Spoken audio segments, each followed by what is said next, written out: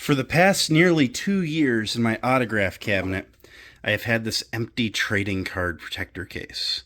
And now, with what I got in the mail today, I'm going to show you why. Alright, so I guess this is going to start with me telling you a little bit of a story. Um, it was mid to late 2021. I found this girl on TikTok, Shelby Young. She makes a lot of great voiceover content. She's an actress. She's been in some things. And just her TikToks were entertaining, and I enjoyed watching them.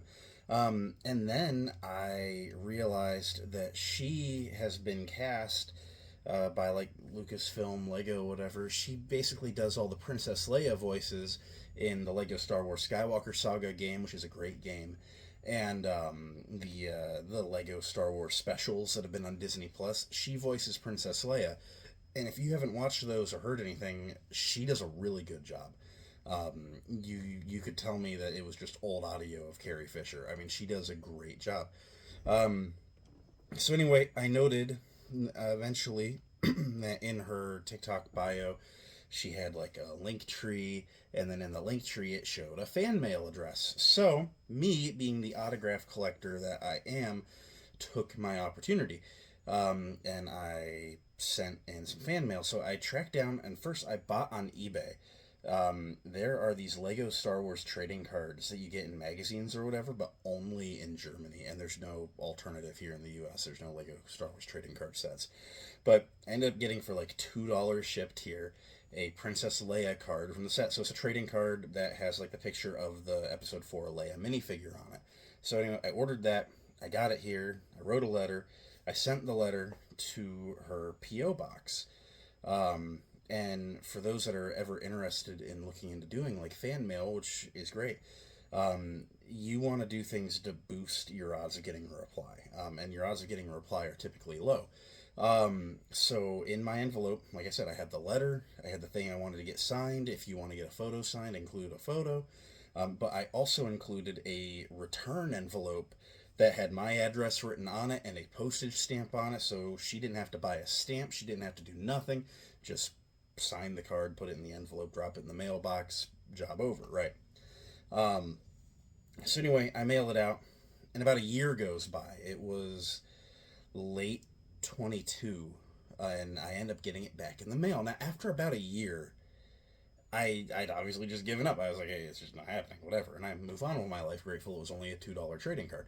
But it shows up in the mail, and the story's interesting because apparently she had gotten a new P.O. box at some point, and I don't know if the post office misplaced it, found it, and then tried to deliver it. She was no longer at the old P.O. box, so it had like a stamp on the envelope saying, recipient no longer at this address. So I actually re-enveloped everything. I looked, and she had an updated P.O. box on her link tree at this point. And so I updated the outer envelope, mailed it in, and here we are. It was probably last fall, and we're early in the summer now, so almost a year. We're about a year and 3/4 of another year into this. But anyway, today in the mail, I got an envelope. So it's from her P.O. box. Now, I'm confident that this isn't just a return to sender or anything, because it actually had my address front and center. This is the return envelope. Nice little Star Trek stamp there. But this is a return, and I can see there's a trading card in there.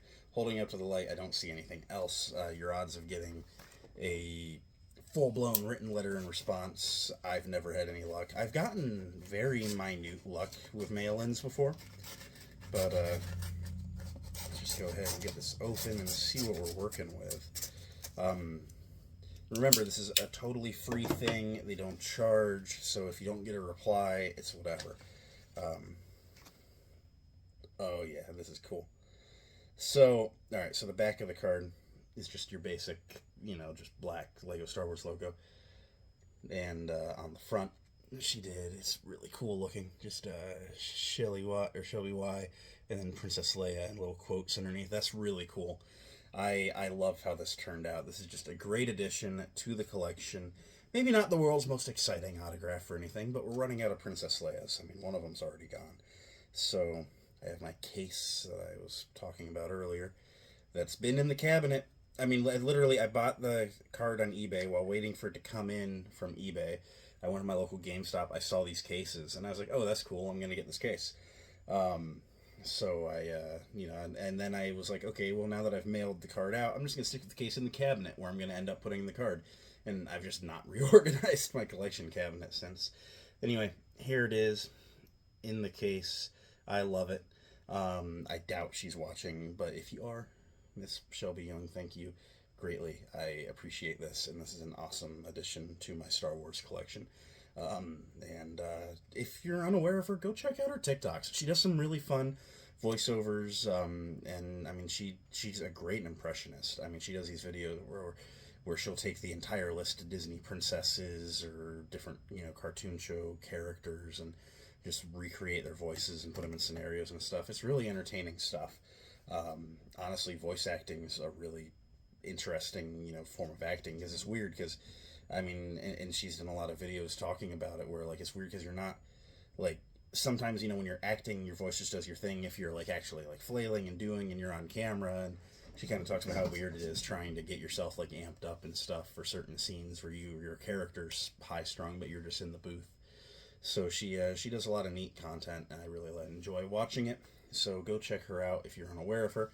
And let's go get this stuck in the cabinet.